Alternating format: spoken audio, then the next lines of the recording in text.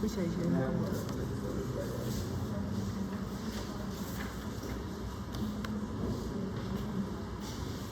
Bueno, está una foto de ovario poliquístico que es una ovulación y una de los más frecuentes, y se va a poner como una categoría especial, que no son quistes en el ovario, sino que son folículos pequeñitos, casi como un rosario, pero todos menores de 1 centímetro. No se selecciona folículo dominante. Como no se selecciona folículo dominante, pues no hay ovulación. Es poliquístico, pero hay otras formas de ovulación diferentes.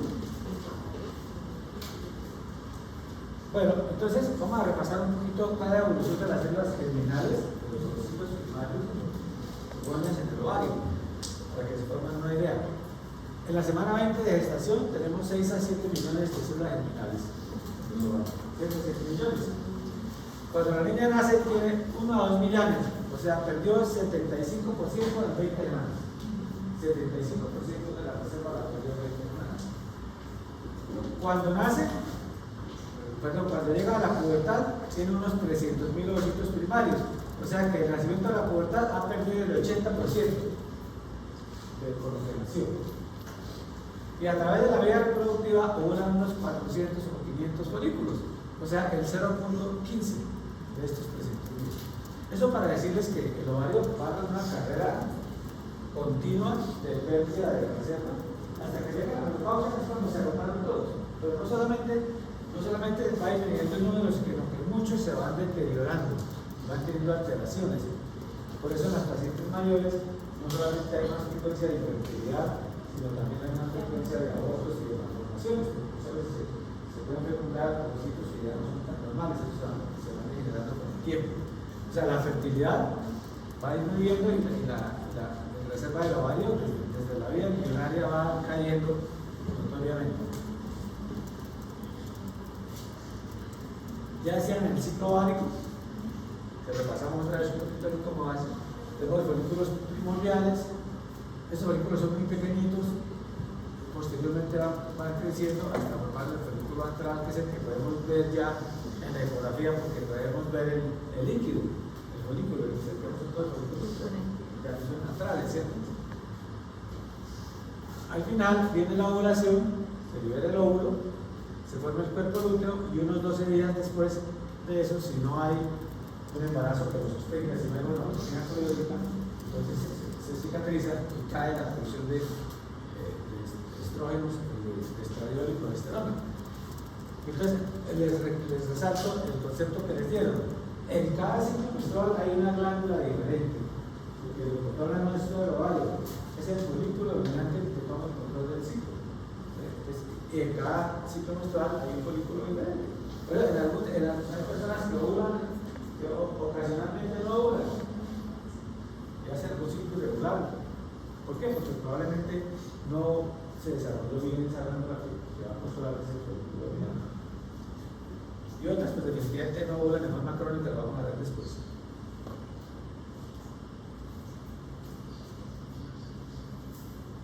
Entonces, la maduración, decíamos que está a cargo de la FSH, esa que al principio del ciclo, por disminución del estrógeno y la progesterona del ciclo anterior, por rival negativo, me sube la FSH, GnRH y FSH. Esa FSH es importante en los primeros 7 días del ciclo porque es la que me selecciona el folículo dominante. Entonces ya me produce proliferación de reservas de la granulosa, las va aumentando cada vez más, aumentan los receptores, fíjense que hasta 1500 veces es el aumento de reservas de granulosa y de receptores, es impresionante. Por eso es que el folículo dominante ya sigue solo, con mínima cantidad de la FSH va bajando porque ya el estradiol va subiendo y a pesar de eso el folículo produce cada vez más y más estradiol porque ya es prácticamente casi independiente de la FSH.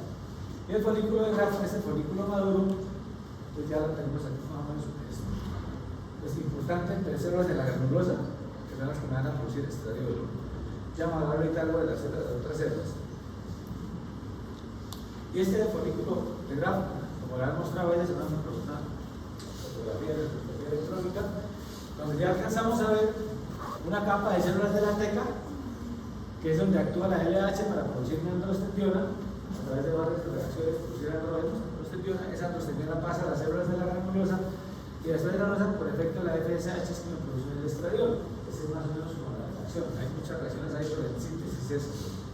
Y lo que decían ellos, el folículo dominante llega a producir el 95% del estradiol del ciclo menstrual.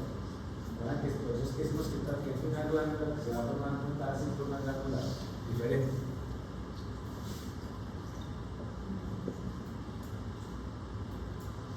Y entonces, esto ya lo explicaron ellos, pero como volvemos a decir, estos son los cambios hormonales en el ciclo menstrual.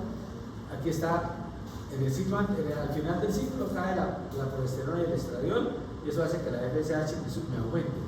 Esa FSH que aumenta actúa sobre los folículos, reclutando folículo dominante, y ella pues después va disminuyendo. ¿Por qué? Porque va negativo, porque el estradiol va subiendo y la FSH va bajando. Pero ya este folículo dominante ya con mínimas cantidades de FSH sigue produciendo. Aquí aumenta exponencialmente la producción de estradiol y me produce este pico preovulatorio que es el que me dispara la ovulación, porque me dispara el pico de LH, el pico de estradiol. A su vez, aquí en el endometrio, decíamos, el estradiol me va haciendo la proliferación, ese es el endometrio delgadito, porque después de la menstruación me va proliferando hasta que regresa. Y luego viene el pico de la LH desencadenado por el pico del estradiol, y la LH, por distintos mecanismos de enzima lípica, se prostaglandina, va a romper el folículo, y entonces produce la ovulación, pero además me forma el cuerpo lúteo, me utiliza la estrella granulosa, y se empieza a producir progesterona posterior a la ovulación, que antes no se producía, que era casi negativa, y empieza a producirse con un pico más o menos a la semana después de la ovulación, este pico más alto de progesterona. El estradiol tiene una curva similar. Y entonces, ¿qué pasa en el endometrio? Entonces, el endometrio ya la progesterona frena la multiplicación, pero me vuelve esto como una esponja. Hace que sea el secretor de glándulas después como una esponja, para que si hay un embarazo, se pueda implantar adecuadamente. La persona tiene mucho papel en la implantación del embarazo. Y el cuerpo lúteo, que dura unos 12 días en la especie humana, y que si no hay gonadotrofina coriónica que lo mantenga, se cicatriza y se repite el fenómeno. Esto alcanza a aumentar un poquito, la progesterona alcanza a aumentar un poquito la temperatura corporal, y antes se subía con un método para hacer el paciente soberano, pero está muy sujeta a distintos cambios. Pero normalmente sube unas décimas después de la ovulación, porque la progesterona tiene una acción, el centro de la temperatura del hipotálamo alcanza a alterarse un poquito, entonces sube unas décimas la temperatura sin que produzca fiebre. Si la persona se toma la temperatura todos los días, no tiene basales, se va a notar. Pero eso es la práctica, no lo nosotros, es historia. Pero es un cambio fisiológico que se produce, obviamente. Ese es como el resumen. ¿Qué pasa en la ovulación? ¿Qué es lo que nos toca ahorita? Pues que obviamente esto no se está produciendo, estos cambios cíclicos no se producen. Entonces no hay pico de LH, la LH se pone más o menos va oscilando por el pico, la FSH también, el estradiol se produce porque todos los folículos del ovario van a producir estradiol, pero no hay un folículo dominante, no produce pico de estradiol. La progesterona pues está casi negativa porque no hay cuerpo lúteo. Nuevamente FSH al inicio del ciclo. Entonces, primero, en el ciclo menstrual previo no cae el estradiol y la progesterona, no se produce esa caída, porque no hubo ovulación. En lo segundo, no hay aumento de la FSH al principio del ciclo, no se desarrolla folículo dominante, no existe feedback positivo, hay desarrollo de folículos que luego sufren atresia, no se forma cuerpo lúteo ni se produce progesterona. Y en la forma del ovario, que sería sin folículo dominante. Eso es más o menos bien claro. ¿Y cuál es el espectro de esto? Pues tenemos los extremos. Desde la paciente que siempre ovula, ciclos muy regulares como relojito, hasta la que no ovula. Y de ahí viene un espectro de que algunas que no ocasionalmente ovulan, ocasionalmente tienen ciclos regulares, ocasionalmente no ovulan, otras frecuentemente no ovulan, hasta que llega la que no ovula. Eso es como es el espectro. Es una foto de un artículo de la FIGO 2022, más o menos, por tanto, que todo el mundo habla de la misma terminología. Entonces, en el ciclo, cuando no hay ovulación, ¿qué pasa? Pues esto no está funcionando. La retroalimentación no está funcionando por varios distintos niveles, con el ovario, con el hipófisis, con el hipotálamo, por distintas razones, ya vamos a ver después, aquí hay distintas causas. El estrés y la ansiedad puede inducir ciclo ovulatorio. ¿Por qué? Porque cambian los neurotransmisores en el hipotálamo. Acuérdense que las neuronas del hipotálamo que producen GNRH están conectadas con otras neuronas del sistema nervioso central. Entonces, cambios de ese tipo pueden cambiar, alterar los neurotransmisores y producir anovulación. La pérdida de peso extrema, la bulimia. Los pacientes no solamente no se encuentran en la menorrea, pero hay una pérdida drástica de peso. Por eso que tenemos que tener una masa corporal crítica para que se produzca el fenómeno normal. El ejercicio extremo, las que están compitiendo los olímpicos, probablemente por muchas de ellas tienen alteraciones de la menorrea o el ciclo anovulatorio, eso produce muchas metendorfinas y otras sustancias que van a hacer interacción a nivel del hipotálamo con las hormonas que producen GnRH. Otras patologías de arriba, epilepsia, por ejemplo, trastorno bipolar, fármacos que actúan a nivel del hipotálamo, diferentes fármacos que pueden actuar allá y que entonces pueden alterar esto. Puede haber desorden alimentario y eso. A veces hiperplasias como adenomas de la hipófisis, por ejemplo, porque empiezan a superar alterar esto, hiperplastinemia, etc. Y alteraciones de la glándula tiroidea. Entonces, de cualquier forma, esto no está bien. En algún nivel no está bien, entonces no hay una retroalimentación adecuada. Quien comanda el ciclo es el folículo dominante. Él da las señales, pero si algo en el resto del día está mal, pues no puede, es el objetivo. Y aquí tenemos como aparte del ovario poliquístico, porque el ovario poliquístico tiene alteraciones a diferentes niveles y lo vamos a mencionar aparte por una causa específica de alimentación. Esta es la clasificación FIGO, publicada en el 2023, nació en el 2022, que es más o menos la misma cosa, no tiene nada de nuevo casi. Que es tipo, que puede ser en el tipo 1, tipo 2, tipo 3, tipo 4 y el 4. El tipo 1 es el hipotalámico, el tipo 2 es el hipotisario, el tipo 3 es el ovárico, cuando la alteración es el nivel, y les menciona algunas: funcional, genética, autoinmune, inflamatorio, neoplásico, etc. Patologías a estos niveles que pueden alterar. Y dejan aparte, como cuarta categoría, el ovario poliquístico, para ver de acuerdo a los criterios de identificación según la Sociedad Internacional de Ovario Poliquístico, que se toma como una entidad aparte, y es que es muy frecuente. Por eso es una de las causas más frecuentes de anovulación, por eso tiene un capítulo aparte. Y entonces, esta clasificación nueva de la FIGO, pues es las iniciales en inglés: HI, que es hipotálamo, pituitario, ovario, y poliquístico, ovario, poliquístico. Las iniciales. Es lo mismo que la formación en la diapositiva anterior. ¿Cuál es la incidencia de la anovulación? Entonces, casi todas las mujeres en alguna etapa de su vida tienen síntomas anovulatorios. Es una cosa muy frecuente. Más frecuente, como les decía, en los extremos de la vida reproductiva. En la pubertad, en la menopausia, que es mucho más frecuente que sean anovulatorios. Pero si hablamos de la anovulación crónica, que es a la que nos referimos, la anovulación frecuente, 6 a 15% de la población. Eso es bastante. Más en la raza blanca, pues mínimos que todos los califican en estadística para todo. Raza blanca un 14%, hispana 7%, raza negra 7%. Claro, en la raza blanca es un poquito más frecuente que toda la población.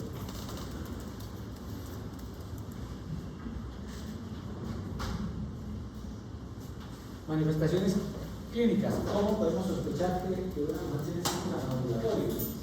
Entonces, si no una, pues obviamente, de acuerdo a lo que hemos visto, pues se van a alterar varias cosas. Lo primero es la alteración del ciclo menstrual, que ya no es regular, como un relojito entre los parámetros normales y que se sale de ahí. ¿Y qué puede hacer? Polimenorreas, que son ciclos muy frecuentes, cada 15 días, cada 8 días, cada 20 días. Opsomenorreas, otro lo llaman oligomenorreas, que es ciclos muy largos, 45, 60, 3 meses, etc. Ya más de 3 meses es amenorrea, que es como el extremo, ¿no? Hay patologías que cuando se perpetúan y se van más al extremo, pues producen amenorrea.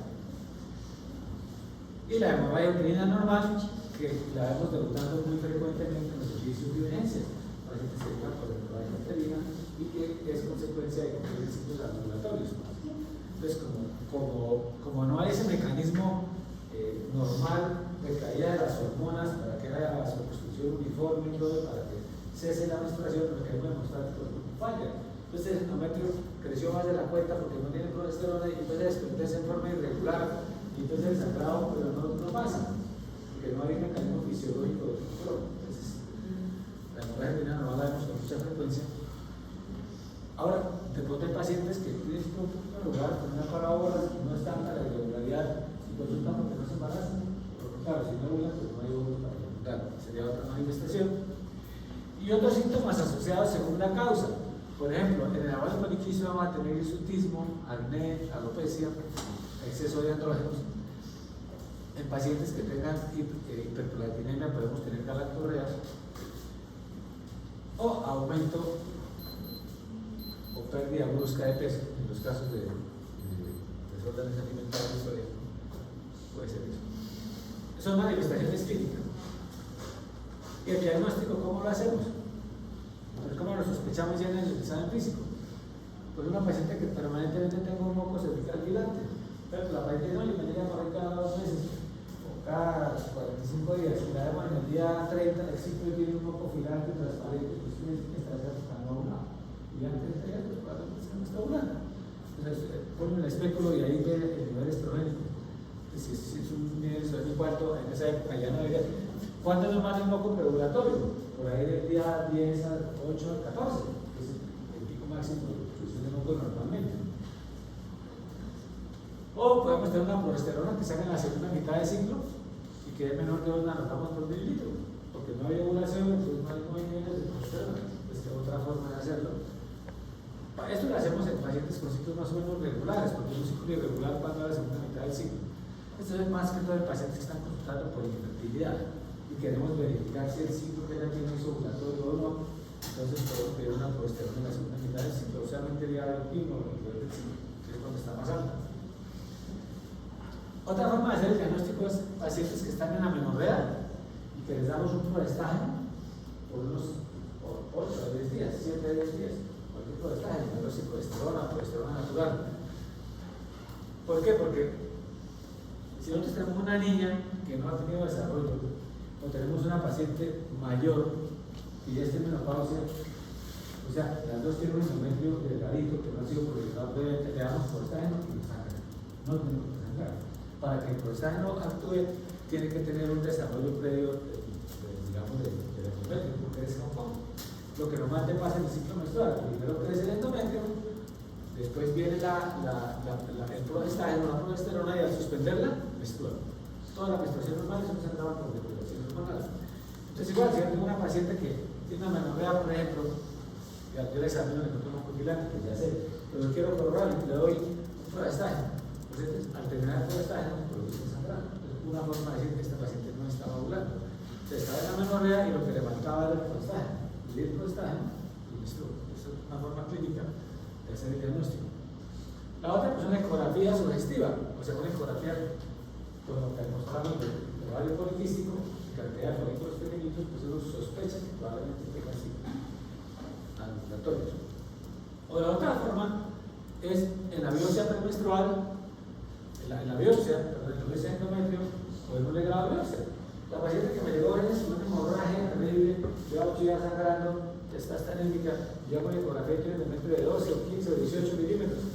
Y le hacemos un grado biopsia para quitar el sangrado, mandamos esa patología y el patólogo me dice endometrio proliferativo o hiperplasia sinaptitis. Eso quiere decir que es un endometrio al que ha sido sometido a un efecto estrogénico prolongado y que no ha tenido efecto proestacional. Por supuesto, está bien haciendo diagnóstico de alimentación.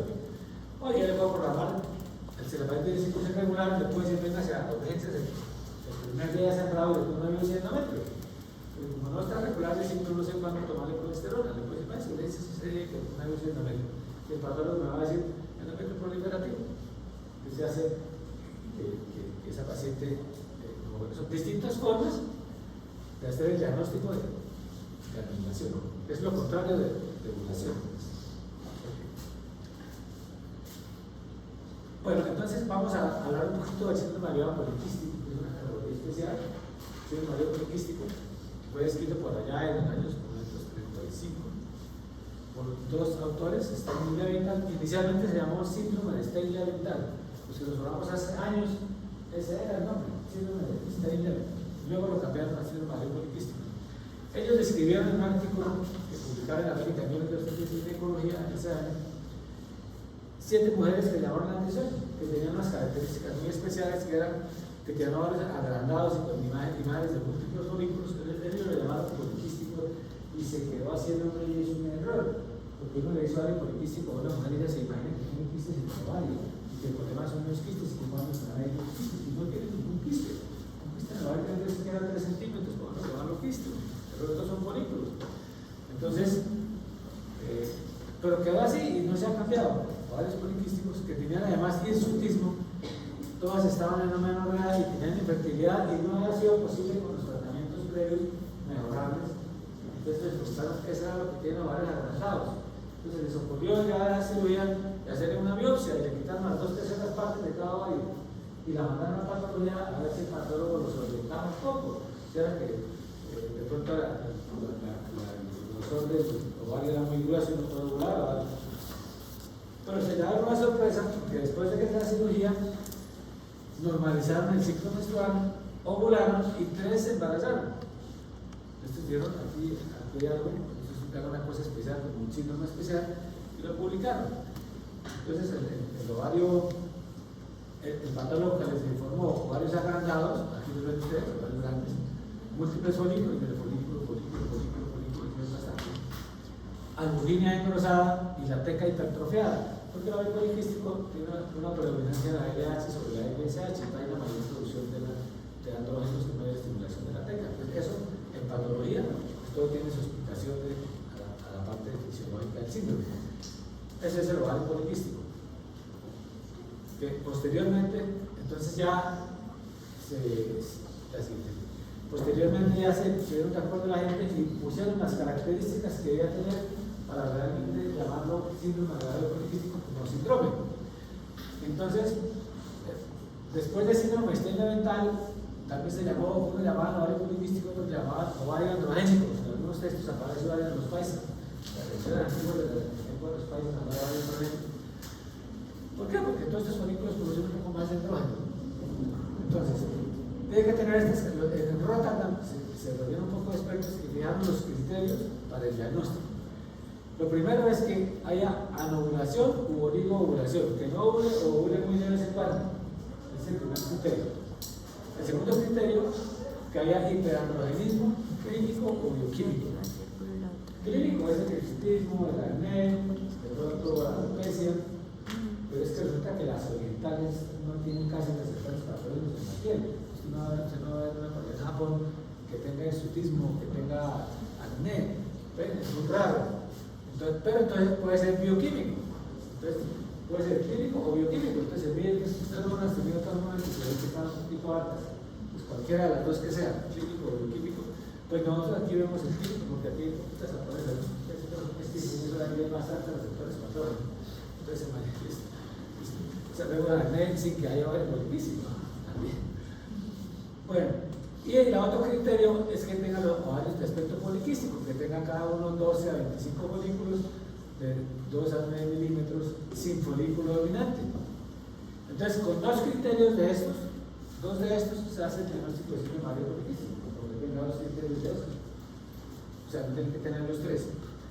Y el otro criterio que se pusieron de acuerdo es que había que descartar algunas patologías específicas que dan un cuadro clínico similar. ¿Cuáles son? Un tumor productor de andrógenos que produzca testosterona, entonces ya produce un cuadro clínico muy similar, ciclos ovulatorios y exceso de andrógenos. Entonces se mide testosterona, que debe, si está mayor de 30 nanogramos por mililitro de testosterona total, pues haría el diagnóstico de que probablemente tenga un tumor productor de andrógenos. Y lo otro es descartar un tipo de hiperplasia suprarrenal congénita incompleta. Las hiperplasias suprarrenales que es toda la diagnóstica pediatra de los niños. De una para que no pasar por pediatría, pero hay alguna que se manifiesta más después de la vida reproductiva, la deficiencia de 17 hidroxilasa, puede ser una deficiencia parcial, entonces esa no más de hidroxilación, entonces se me acumula la 17 hidroxiprogesterona en la cadena de producción después hacia progesterona. Entonces, si la 17 hidroxiprogesterona es mayor de 400 nanogramos por mililitro, también hago diagnóstico de hiperplasia renal congénita, y eso es importante porque esto se maneja distinto al ovario poliquístico, porque es un manejo diferente porque es el de la suprarrenal. Y pues hay que buscar el tumor productor de andrógeno, son cosas específicas. No son frecuentes, pero recomiendan, esta gente recomienda que si tienen dos de estos criterios y se ha descartado eso, es un ovario poliquístico. Es como la forma de definir lo que es el ovario poliquístico. Un poquito de exceso de vello, pues, en el siguiente. Entonces, ¿Cuál es la frecuencia de esto? Miren esta frecuencia de 3 al 27% de mujeres entre 15 y 44 años. Supremamente frecuente. 70% no se diagnostica. O sea, para muchas bolas a eso. Pero ojo con esto, porque esto es importante. 20% de las mujeres que son normales, que tienen algún ovario poliquístico, en algún momento pueden presentar esta morfología en los ovarios. Entonces no es suficiente porque el ecógrafo me diga que tiene ovario poliquístico. Tiene que tener al menos uno de los otros dos criterios, que tenga anovulación o manifestación de sexo y andrógeno. Porque esto puede ser normal en algún momento en los pacientes. Igual las pacientes que les colocan migrena para planificar o para tratar de mover su migrena normal y que tener el óvulo estéril, o las pacientes que tienen implantes subdérmicos de óvulo estéril por mucha frecuencia hacen morfología de ovarios poliquísticos porque el óvulo estéril es un andrógeno, es más de tipo andrógeno, entonces va a alterar. Entonces, ojo que no todo ovario poliquístico de imagen es igual a síndrome de ovario poliquístico, hay algunas veces que no es. Bueno, ¿qué teoría tiene? Ahí viene que es multi-origen. Se han demostrado alteraciones de diferentes genes y cierta predisposición familiar, entonces hay un componente genético, varios componentes genéticos. También hay resistencia a la insulina. La resistencia a la insulina lleva a aumento de la producción de andrógenos en el ovario. Entonces, ojo, porque miren, 70% de los pacientes con ovario poliquístico presentan resistencia a la insulina, 30% hacen síndrome metabólico y 8-10% hacen diabetes. Y esto es muy importante porque muchas veces diagnosticamos nosotros de pacientes relativamente jóvenes y se nos olvida decirles que ellas tienen un riesgo importante si no se controlan, porque tienen un riesgo muy importante de hacer patologías de este tipo de diabetes y síndrome metabólico. Y la otra cosa que se ve en estos pacientes es un aumento de la LH sobre FSH, así se diagnosticaba antes. Entonces esta relación entre LH y FSH está aumentada, entonces más efecto de la LH que de la FSH. Entonces el LH pues, está estimulando la teca para que produzca andrógenos y la FSH está disminuida y no está estimulando suficientemente los folículos. Fíjense que como está combinada el origen de esto, la mezcla de causas, por eso se maneja como un síndrome aparte. Ya no decimos este nivel de hipotálamo, nivel ovario, nivel hipófisis, es el síndrome de ovario poliquístico, que es casi la causa más frecuente de anovulación. Bueno, entonces, ¿qué pasa? Pues, esta es la menstruación, esto es lo normal que ustedes vieron que me explicaron ya, normal como el folículo vaginal aquí, ovula, todo esto, y pues obviamente en este caso no funciona. Entonces se van acumulando folículos de estos y otros folículos duran entre 4 y 8 meses. Entonces se acumulan los de un ciclo con otro. Por eso la paciente tiene tantos folículos ahí como un rosario de ovario, que se van acumulando.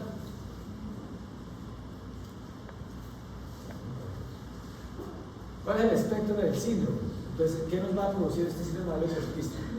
Pues les decía, no ovula, entonces alteraciones de la menstruación, lo que habíamos dicho, polimenorrea, somenorrea, menorrea, o sea, trabajo normal, lo mismo que la ovulación en general.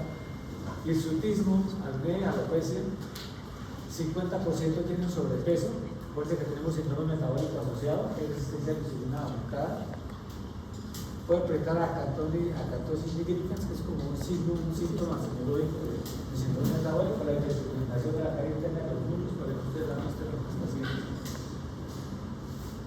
Puede manifestarse como infertilidad, porque obviamente no ovula, y otras son una causa de dolor pélvico crónico, las pacientes se quejan de dolor pélvico, eso es lo mismo que no que tienen ovarios poliquísticos.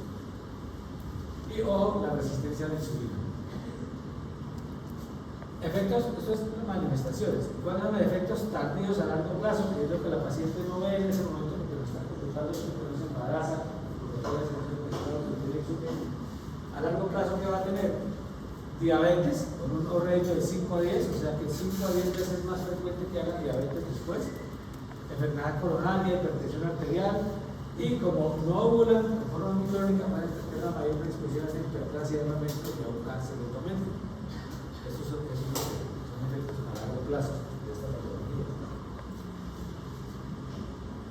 ¿Y cómo se trata? ¿Cómo se trata el síndrome de ovario poliquístico? Entonces, lo primero, si hay obesidad, si hay sobrepeso, reducir el peso. ¿Y cómo se hace esto? dieta y ejercicio. Y hoy en día está muy en boga el inicio de las metforminas sin que sean diabéticas. Con el solo sistema lipídico le damos metformina, porque eso ayuda a sensibilizar la insulina, a eliminar la resistencia a la insulina. Es muy importante eso. ¿Qué dieta le vamos a dar? Pues dieta hipocalórica, como le damos a las diabéticas, para que baje de peso. ¿Qué es lo que más produce depósito de grasa? Calorías que se depositan en grasa. Los azúcares, el dulce. Primera cosa, que la paciente deja un lado el dulce. El dulce es algo que nos acostumbramos desde niños al sabor del dulce, pero no lo necesitamos. Los alimentos tienen suficiente dulce, porque lo fabrican los a los carbohidratos. Entonces, quitar el azúcar. Segundo, disminuirle a las harinas todo lo que venga de arroz, papa, yuca, plátano, trigo, maíz. Disminuirle, no tiene que ser una patología, sino disminuirle. Y aumentamos las proteínas. O sea, la dieta para bajar de peso es una dieta costosa. Lo más costoso en el mercado es las proteínas. Pero así tiene que ser. Desafortunadamente, por eso vemos mucha obesidad a veces en poblaciones de bajos recursos por la alimentación que llevan. Esta es la base de carbohidratos que les van a dar. Contar a lo que son desnutridas o obesas. Entonces, además hay otra cosa. La dieta a base de dulce o de carbohidratos va a producir una sensación de deseo de hambre por muy corto tiempo. ¿Por qué? Porque eso se metaboliza muy rápido y finalmente la insulina la mete a la grasa y queda otra vez a niveles bajos. Ustedes esa paciente han visto, se toman un café, por ejemplo, un café y un pan, y a la hora están que tienen hambre otra vez y están picando.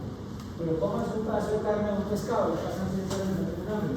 ¿Cuál es la razón? Que la proteína se metaboliza más lentamente, entonces no procesan fluctuaciones en los niveles de glicemia. Hay que explicar eso a las pacientes porque la dieta tiene que ser una dieta sin azúcar, con pocos carbohidratos y buena porción de proteínas y verduras. Y la proteína le va a ayudar a que no esté picando, porque le quita la necesidad de producción de la ansiedad por más tiempo, les hace el apetito por más tiempo. Eso no es bueno captar a veces, pero es cierto. Y el ejercicio, o sea, todas las comidas principales son una buena porción de proteína, disminuye los carbohidratos, puede ser una papa, puede ser una porción de yuca, puede ser un plátano, pero lo va cambiando, no es que tenga la comida normal, ¿no? El arroz, la papa, la yuca, el plátano y el pedacito, no. Una buena porción de carne, una harina que va cambiando y verduras, ¿no? Parte de saludable, y la otra parte para bajar de peso es el ejercicio. ¿Qué ejercicio? 1 hora de ejercicio diario, el que sea, así sea caminar a paso largo, un ejercicio que gaste calorías, cualquiera que sea, deporte, bicicleta estática, lo que sea. Pues, eso es las medidas iniciales que uno le explica a la paciente y le da metformina. 1 o 2 tabletas de 250 miligramos al día. Y le sirve a estos pacientes con ovario poliquístico. Y esto en pacientes con o sin sobrepeso. Hoy prácticamente se ha vuelto una parte fundamental del manejo del ovario poliquístico por la resistencia a la insulina. Bueno, esa es la primera medida. Y obviamente descartarle diabetes. Hasta descubre tolerancia a la azúcar. ¿Qué otra cosa vamos a tratar? Regular la menstruación, porque uno de los síntomas más frecuentes es la irregularidad menstruales o las hemorragias. Entonces, ¿cómo regulamos?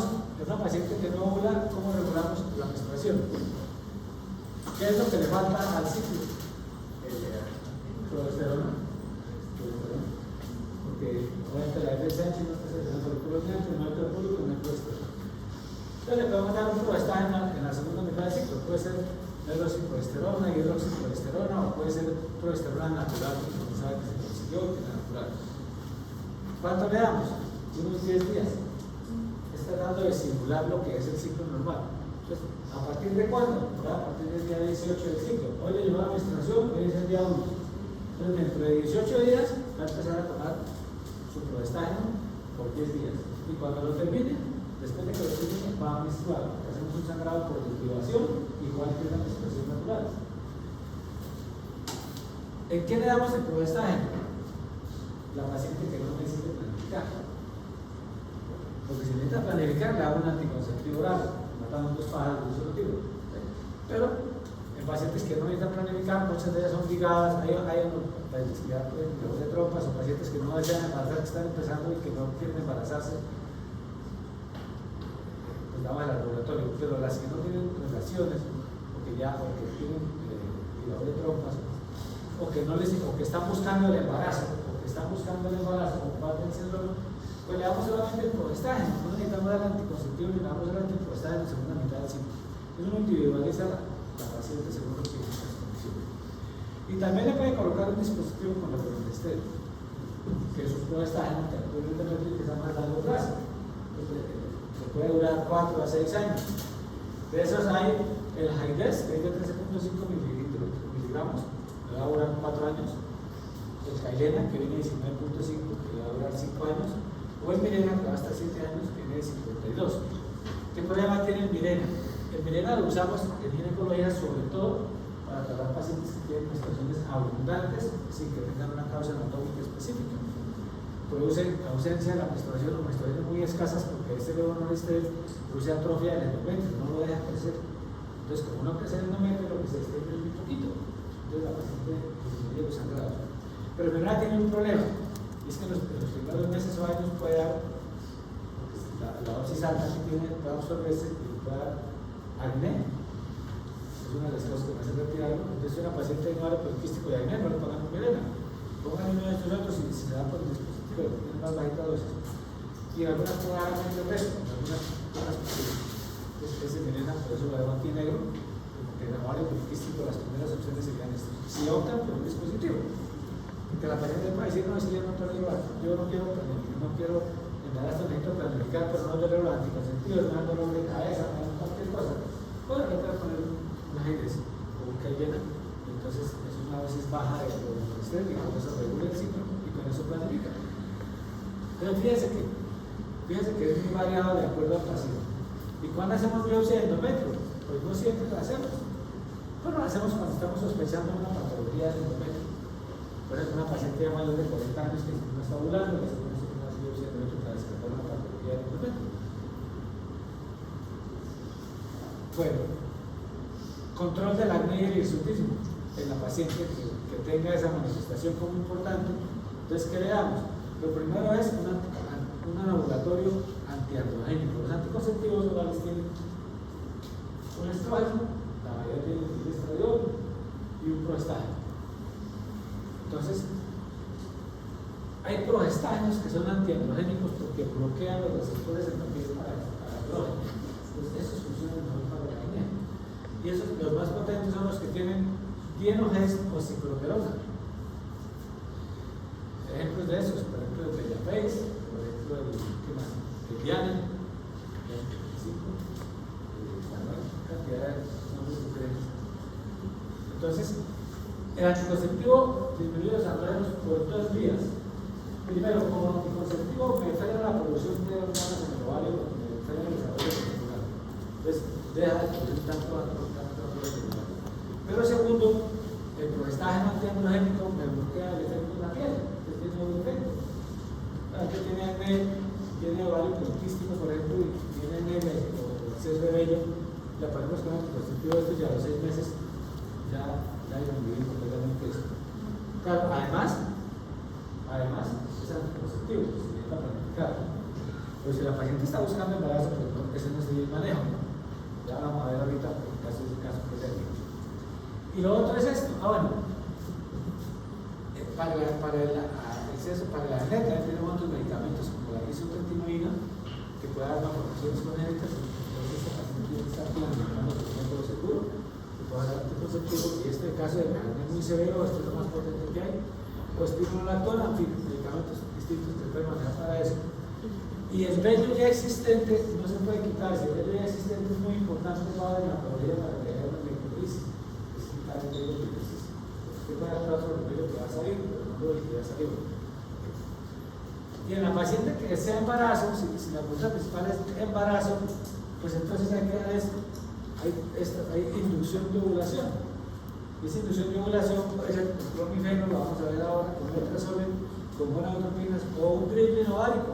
El ovárico que vamos a ver es, ya lo vamos a ver más adelante, es como la la recesión en cuña de ovarios. Antes se hacía recesión en cuña de ovarios en estas pacientes que no respondían y usaban embarazo, los operábamos y les quitaban la cuña de ovario a cada lado. Pero eso puede dejar adherencias, es invasivo, entonces va a hacer otro factor de infertilidad con las adherencias. Entonces hoy se hace otra cosa que es por la paroscopia, quemar esos folículos que se ven para que se liberen todas las que hay, y entonces las pacientes se empiezan a responder a la reducción de ovulación. Entonces son diferentes cosas que vamos a ver un poquito más adelante, más detalle.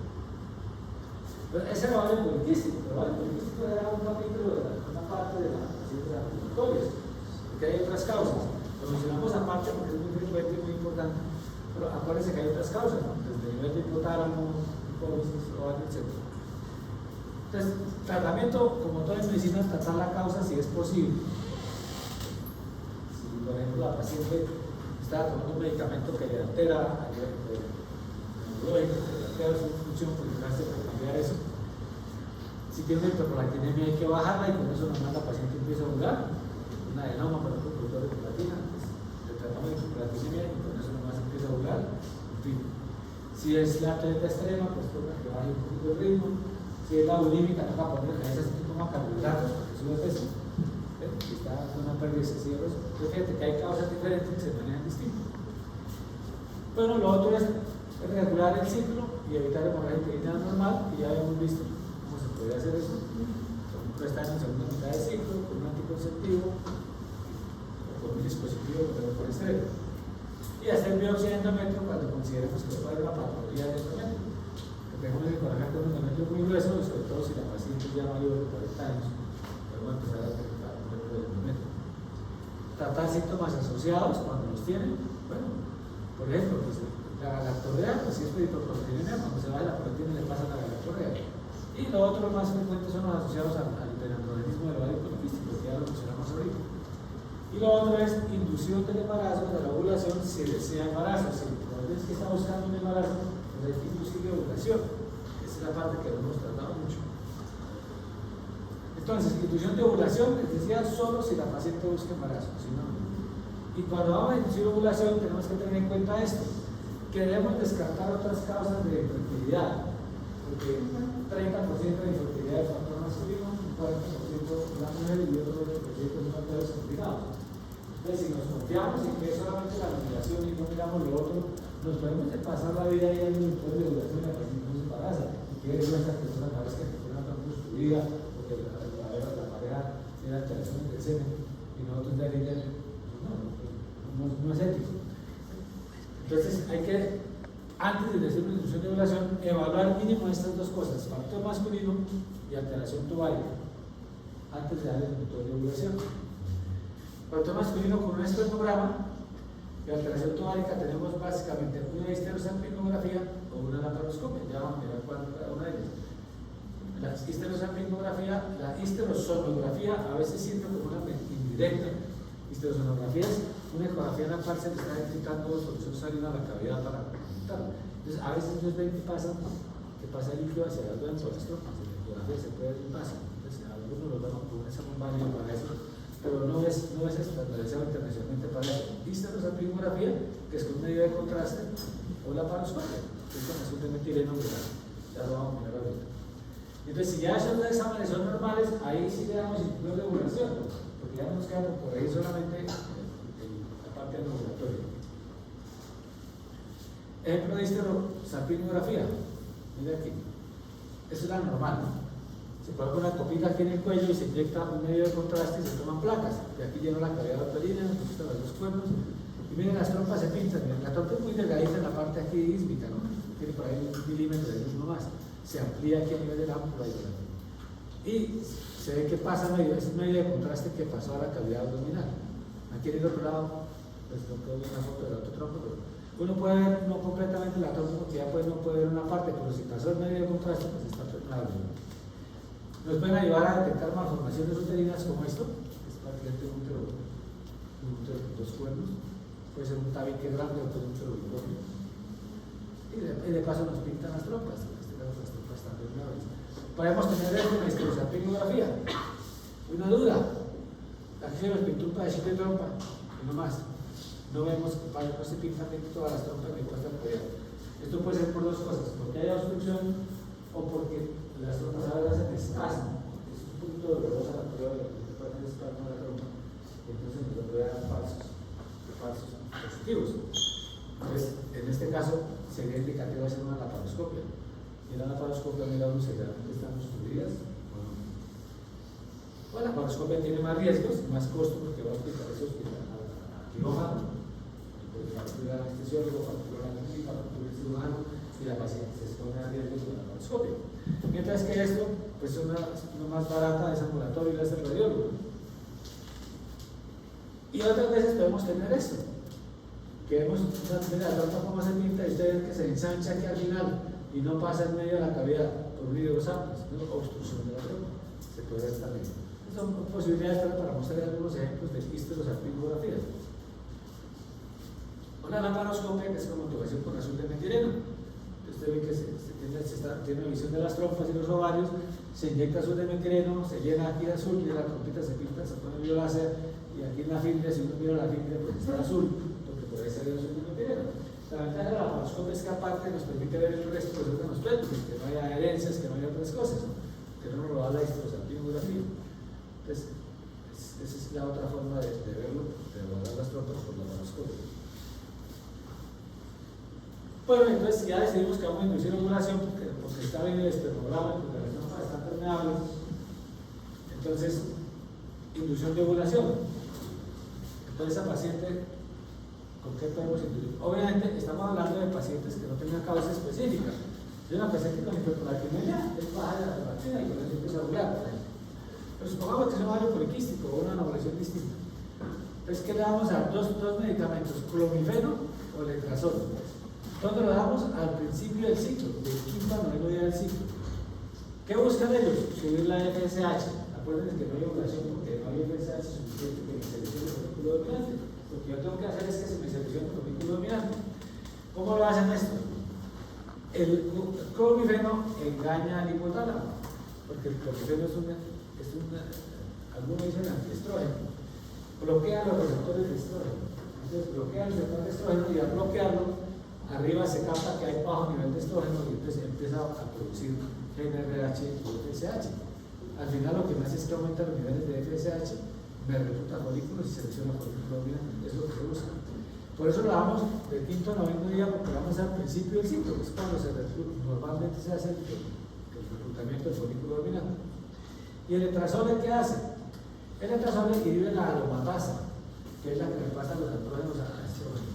Entonces, ese sí me disminuye efectivamente el nivel de estrógeno. Ese no es un engaño, es un nivel de estrógeno real. Entonces, baja el nivel de estrógeno y por rival negativo, arriba se me aumenta el GnRH y me aumenta la porción de FSH. Los dos van a terminar en lo mismo: aumento de FSH en esa época y selección de folículo dominante. Pero claro, para que esto actúe, el eje tiene que estar íntegro. No hay ninguna patología en el hipotálamo ni en el hipófisis, entonces la retroalimentación no se daría bien.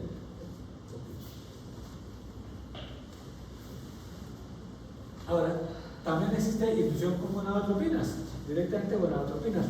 Lo más que usaban antes era una presentación que teníamos combinada, tenía FSH y LH, pero hoy viene una parte.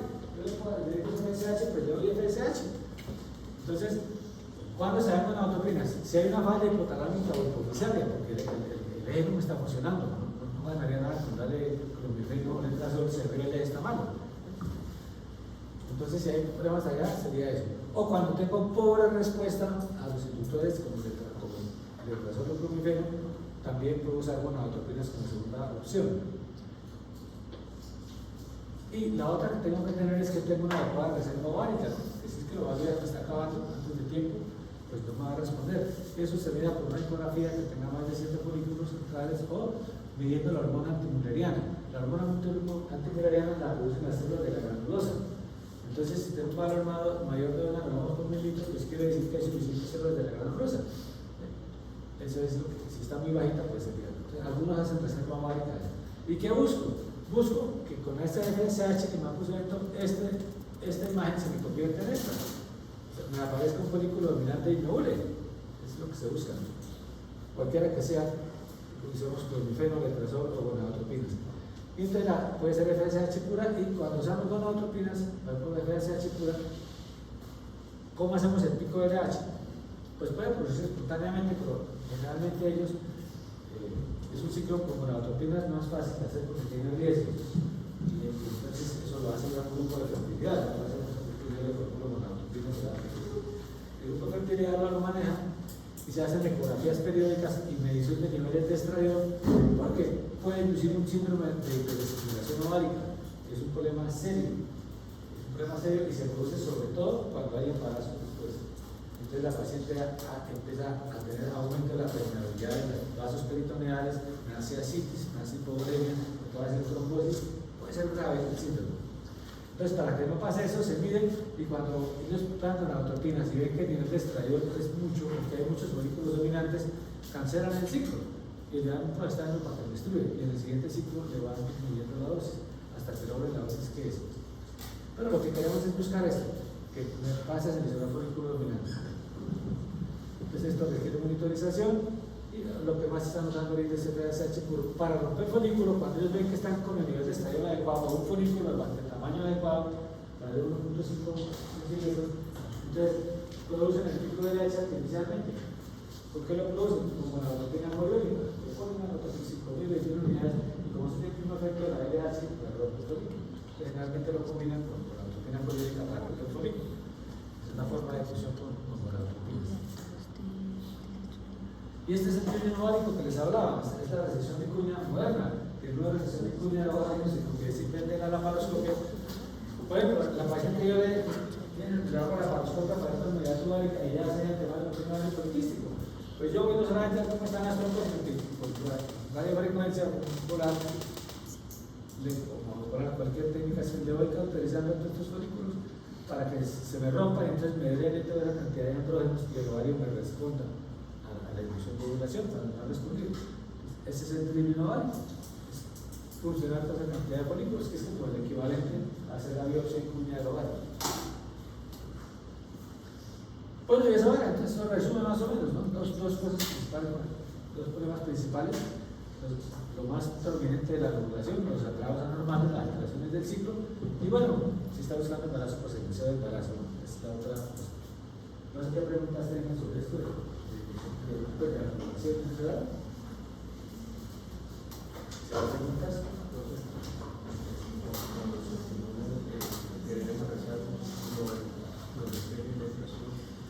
Cualquiera de los dos. No, casi no hay hiperestimulación, entonces no hay que estar vigilando tanto como de gonadotropinas, eso lo da en forma general lo puede hacer. Le formula las tableticas para que se tome el quinto no tenga una tableta y le hace control del ciclo, obviamente, después de venir progesterona en segunda mitad para ver si ovuló o no ovuló, porque la paciente puede ovular y no embarazarse, porque no siempre que ovula se embaraza, la mayoría de los que ovulan no se embarazan. Pero hay que ver si esa paciente está respondiendo, pues yo le mantengo por unos 6 meses ese esquema. Si ya probé que sí ovuló, no ovulaba y lo había que sí ovuló en el siguiente ciclo, pues se lo dejo por unos 6 meses a ver si se embaraza. Uno de los dos, el clomifeno o el letrozol. Ahora hay más tendencia a usar el letrozol, es un poquito más efectivo que el clomifeno. El clomifeno porque fue el primero que hubo, entonces es mucho mejor el clomifeno.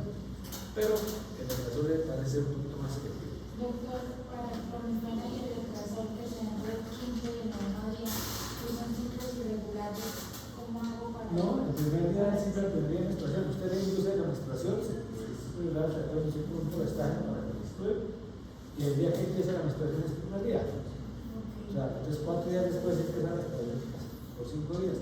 Y después en segunda fase mide progesterona para ver si ovuló, ya ve que ovuló, en el tercer del ciclo, mide una progesterona para ver si ovuló. Para ver la respuesta. Y si, claro, primero la lleva a una menstruación para tener ya el del ciclo.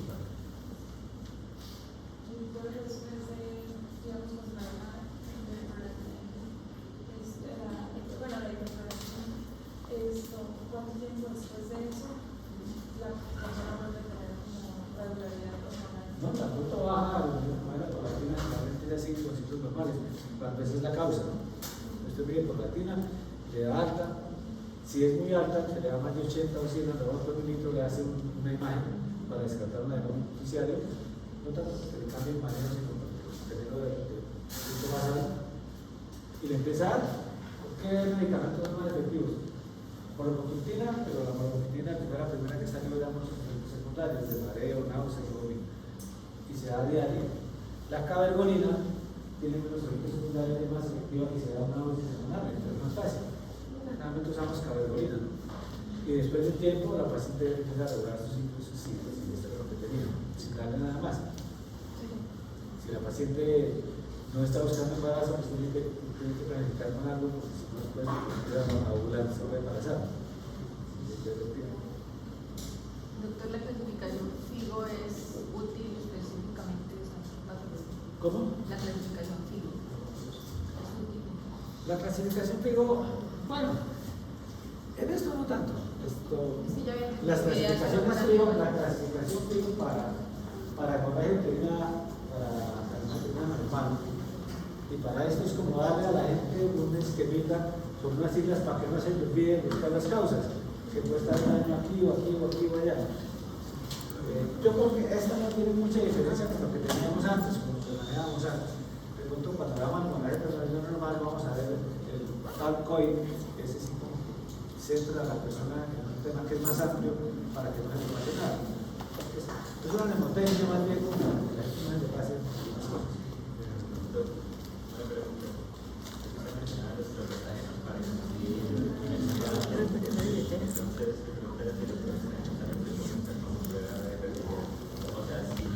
Bueno, ¿qué pasa?